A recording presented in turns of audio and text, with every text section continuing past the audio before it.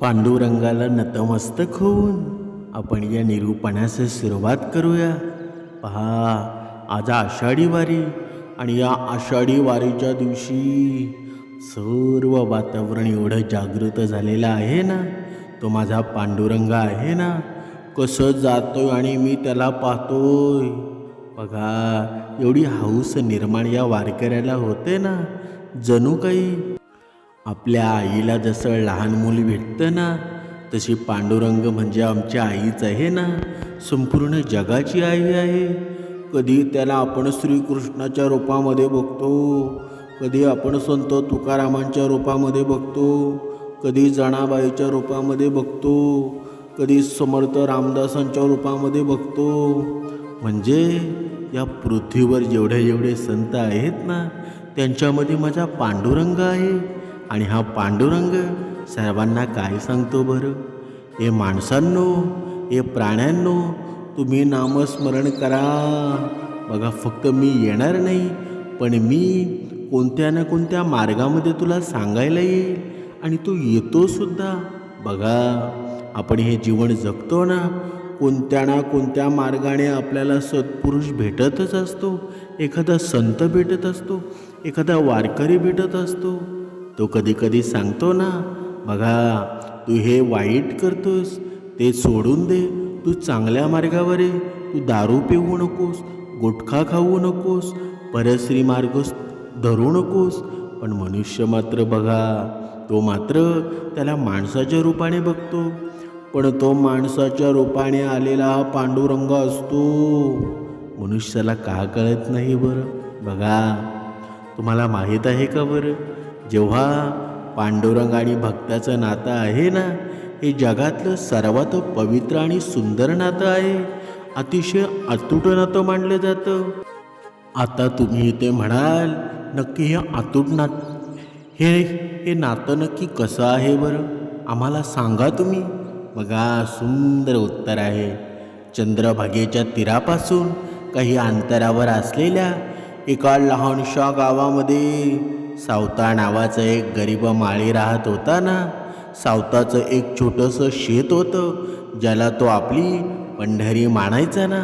तो शेतामध्ये दिवसभर कष्ट करायचा, भाज्या पिकवायचा आणि मुखाने अखंड विठ्ठलाचं नामस्मरण करायचा. सावताचे विठ्ठलावर एवढं प्रेम होतं ना, तो कधीही पंढरपूरला विठ्ठलाच्या दर्शनासाठी गेला नाही. लोक त्याला म्हणायचे ना, सावता, अरे पंढरपूर इतकं जवळ आहे, एकदा तरी जाऊन विठुरायाचं दर्शन घेऊन ये. आम्ही दर एकादशीला, भागवत एकादशीला जातो. वर्षातून आमच्या 2-2, 3-3 फेऱ्या होतात. बघा, तू किती पापी आहेस का रे बरं? तू विठ्ठलाचं नामस्मरणसुद्धा घेतोस आणि पंढरी एवढी जवळ असून सुद्धा तू पंढरीला जात नाही, विठुरायाचं तू दर्शन घेत नाही. मग तू कसला भक्त बरं? आम्हीच श्रेष्ठ भक्त आहोत. आपल्या जीवनातसुद्धा असं होतं ना, जो पंढरीला वारंवार जातो ना, जो वाऱ्यासुद्धा करतो आणि दुसरीकडे आपली आणि त्याची चर्चा चालू झाली ना, की तो आपल्याला काय बोलत असतो बरं? तू पंढरीला जाऊन ये, ते देवाचं सौंदर्य पाहून ये. पण हा जो घरी बसलेला बघा भक्त असतो ना, तो सावता माळ्यासारखा असतो.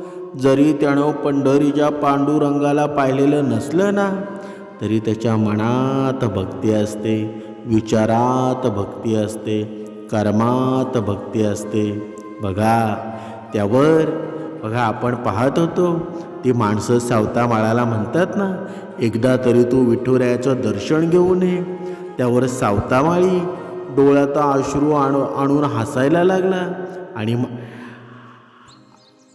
आणि म्हणायचा, माझा विठ्ठल काही फक्त पंढरपूरच्या वाटेवर नाही, तो माझ्या या काळ्या आईमध्ये, शेतामध्ये आहे, माझ्या हृदयात आहे. माझं आणि त्याचं नातं विठ्ठल आणि भक्ताचं नाही, तर एका आईचं आणि लेकराचं आहे ना. जर माझी खरी भक्ती असेल ना, तर माझा विठ्ठल मला भेटायला येईल. तो शेतात काम करताना अभंग गायचा, कांदा मुळा भाजी अवघे विठाबाई माझी. तुम्ही हा अभंगसुद्धा ऐकलेला असेल. लसूण मिरची कोथिंबिरी, अवघा झाला माझा श्रीहरी, अवघा झाला माझा हरी. म्हणजे एवढा हा सुंदर अभंग आहे ना, कुठे जेव्हा लागेल ना तेव्हा तुम्ही नक्की ऐका, ऐकत बसावंसं वाटेल. इकडे पंढरपूरच्या मंदिरामध्ये विठ्ठलाची मूर्ती उभी असायची, पण विठ्ठलाचं मन मात्र सावताच्या शेतामध्ये घुटमळत असायचं ना.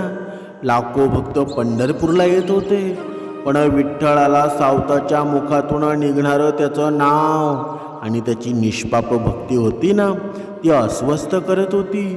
देव आणि भक्ताचं नातं असं असतं ना की जितकी ओढ भक्ताला देवाची असते ना, त्याहून अधिक व्याकुळता देवाला भक्ताची असते.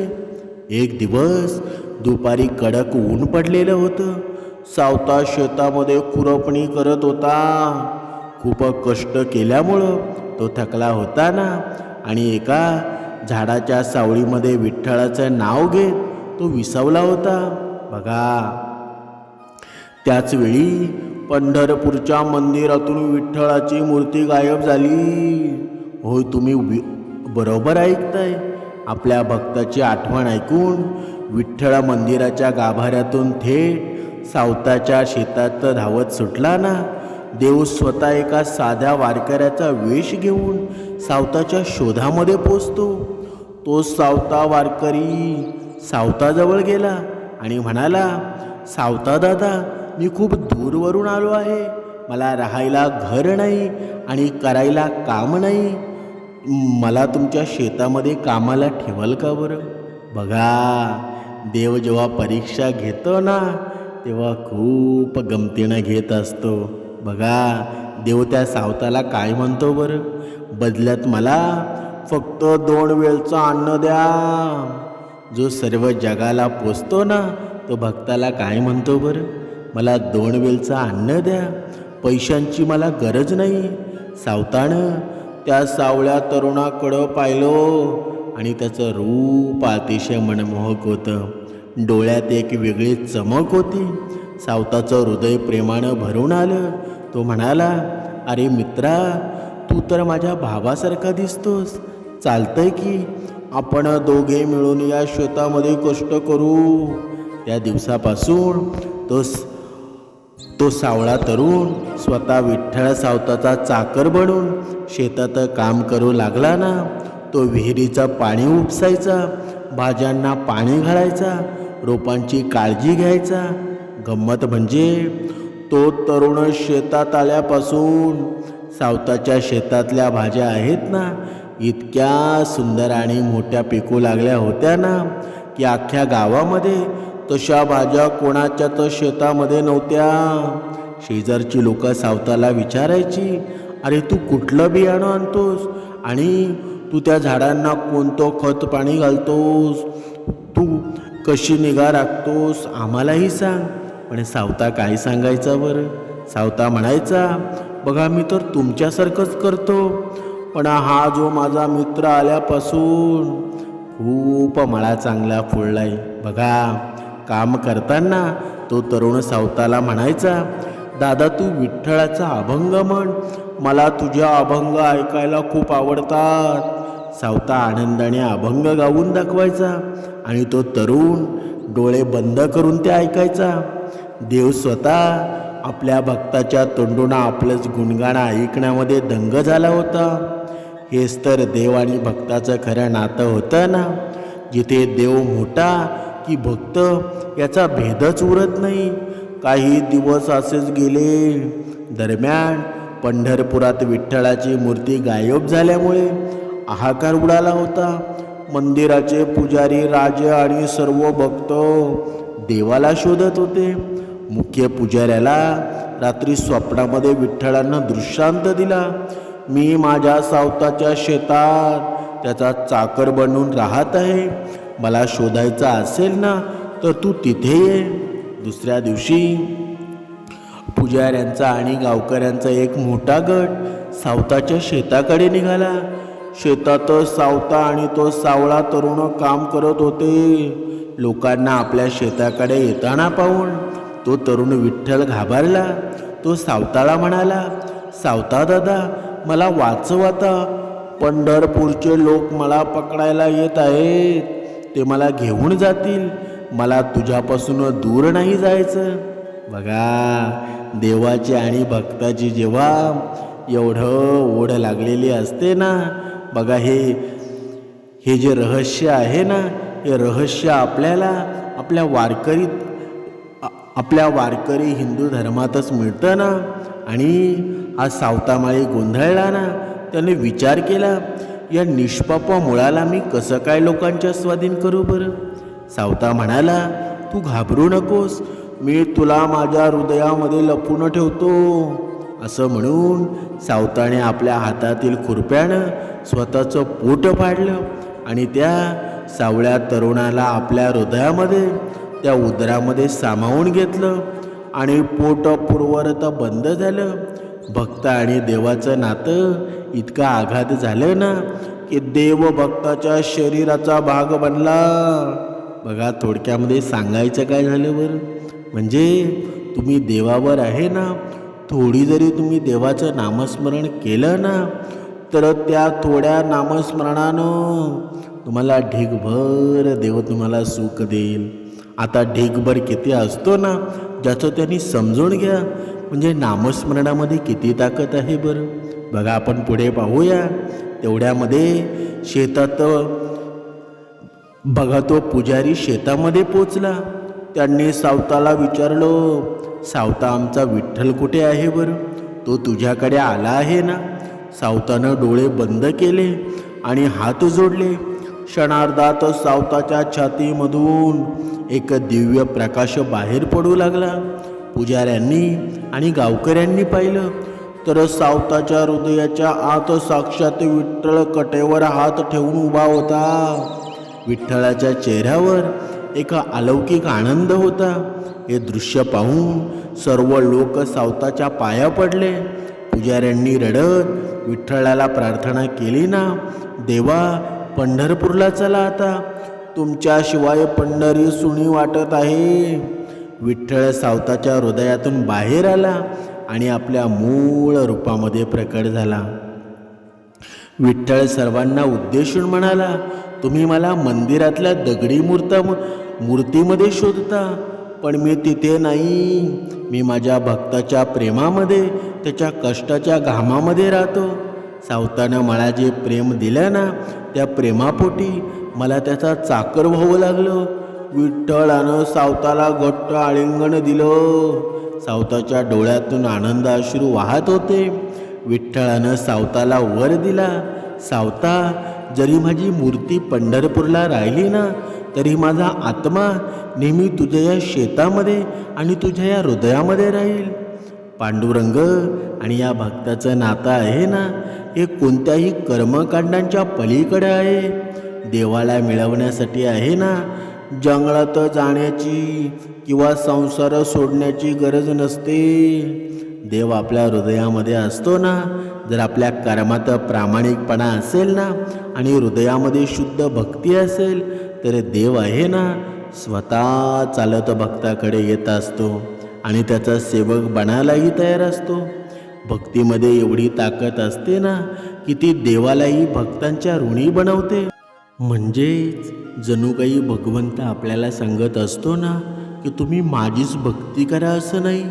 जरी तुम्ही तुमच्या आईवडिलांची जर पाया पडले ना, आईवडिलांची जर भक्ती केली ना, तरीही सुद्धा मला तुमच्यासाठी यावं लागेल. म्हणजे आपल्या आईवडिलांमध्ये भगवंतच असतो ना. ज्याप्रमाणे बघा, त्या पुंडलिकानं आईवडिलांची भक्ती केली आणि भगवंत त्यांच्याजवळ आले ना. म्हणजेच बघा, तुम्हाला ज्ञानेश्वर माऊलींचा सुद्धा एक प्रसंग सांगणार आहे. ज्ञानेश्वर माऊली पंढरपूरला विठ्ठलाच्या दर्शनासाठी गेले. मंदिरामध्ये प्रवेश करताच त्यांचं मन पूर्णपणे विठ्ठलाच्या प्रेमामध्ये तल्लीन झालं. त्यांनी विठ्ठलाकडे पाहिलं. त्यांच्या डोळ्यात आनंद अश्रू वाहू लागले. माऊली प्रेमाने म्हणाले ना, देवा, तू माझा आहेस आणि मी तुझा आहे. तुझ्याशिवाय मला या जगामध्ये दुसरं कोणी नाही. असं म्हणतात की विठ्ठलही आपल्या भक्तांवर प्रसन्न झाले ना. माऊलींच्या भक्तीनं संतुष्ट होऊन त्यांनी त्यांना प्रेमाने जवळ घेतलं आणि त्या दिवशी मंदिरातील सर्व भक्तांना भक्ती आणि प्रेमाचा अद्भुत अनुभव आला ना. ज्ञानेश्वर माऊली म्हणतात, अवघाचे संसार सुखाचा करीण, आनंदे भरीण तिन्ही लोक. म्हणजे याचा अर्थ भगवंताच्या नामभक्तीनं आणि प्रेमानं संपूर्ण जग आनंदानं भरून जाऊ शकतं. म्हणजे भगवंताला वैभव हवं असतं का बरं? अजिबात नाही. निर्मळ प्रेम, नम्रता, अखंड नामस्मरण हेच भगवंताला हवं असतं ना. बघा, एकदा आषाढीची वारी सुरू होती. हजारो वारकरी ज्ञानोबा तुकाराम म्हणत पंढरपूरकडे चालत होते. संत ज्ञानेश्वर माऊली नामस्मरण करत विठ्ठलाच्या भेटीसाठी निघाले. पंढरपुरात पोचल्यावर माऊली मंदिरामध्ये गेले. विठ्ठलाचं दर्शन होताच ते प्रेमाने भारावून गेले. त्यांनी विठ्ठलाच्या चरणी मस्तक ठेवलं आणि म्हणाले, देवा, तुझ्याशिवाय मला काही नको. माझ्या प्रत्येक श्वासात तुझे नाम राहू दे. असं म्हणतात ना की त्या क्षणी विठ्ठलानं माऊलींना प्रेमानं जवळ घेतलं आणि म्हणाले, ज्ञानेश्वर, तू माझा प्रिय भक्त आहेस. जो तुझ्या ओठांवरून माझं नाम ऐकेल त्याच्या हृदयात मी स्वतः वास करेल. माऊलींच्या डोळ्यामध्ये आनंद अश्रू आले.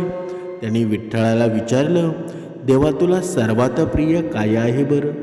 विठ्ठल माऊली हसून म्हणाले, मला सोन्या चांदीचे दागिने प्रिय नाही. मला माझ्या भक्ताचे प्रेम, नम्रता, अखंड नामस्मरण प्रिय आहे ना. तेव्हापासून ज्ञानेश्वर माऊली प्रत्येकाला सांगू लागले, विठ्ठलाचे नाम घ्या, सर्वांवर प्रेम करा, कोणाचाही द्वेष करू नका. म्हणजे भगवंताला आहे ना, बाह्य वैभवापेक्षा शुद्ध भक्तिप्रिय असते. नामस्मरण हेच विठ्ठलापर्यंत पोचण्याचं सर्वात सोपं साधन आहे ना. नाहीतर आपण पाहतो, एका दिवसात हा चमत्कार होईल, 2 दिवसात तो चमत्कार होईल. हे सर्व काही खोटं आहे. जो नामस्मरणाने योग्य दिशा लाभते ना, तो सत्कर्मामध्ये पण पाहिजे, त्याचे कर्म पण श्रेष्ठ पाहिजेत. तेव्हाच त्याच्या जीवनामध्ये भगवंताची प्राप्ती होते ना. नुसतं एकीकडे नामस्मरण करत असेल आणि इकडे अवगुण करत असेल तर ते चालेल का बरं? अजिबात चालणार नाही.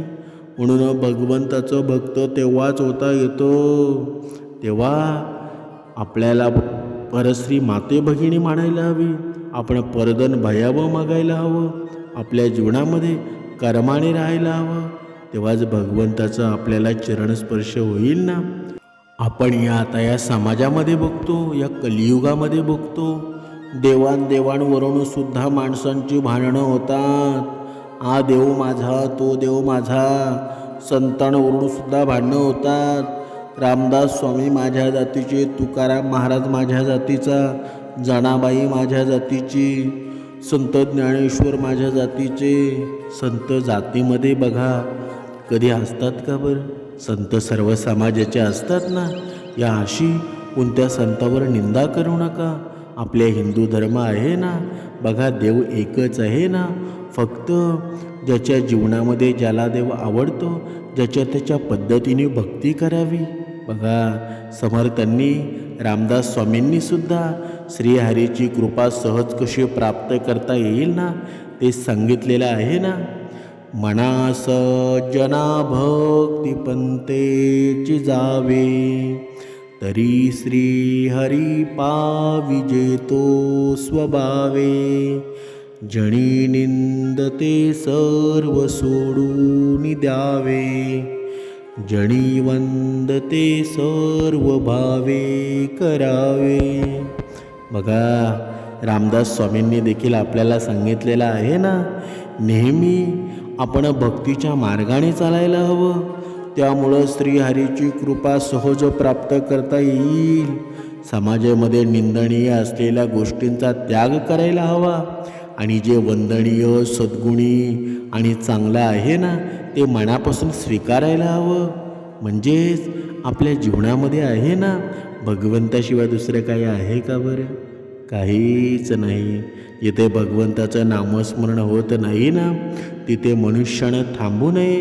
जिथे भगवंताचं नामस्मरण होतं तिथे 2 पावलं माणसाने मागे यावं आणि तिथे 10 मिनटं बसावं. आपण हे जर केलं ना, तर आपल्याला भगवंताची प्राप्ती झाल्याशिवाय राहणार नाही. म्हणून नेहमी सत्य बोला. सत्य हाच खरा धर्म आहे ना.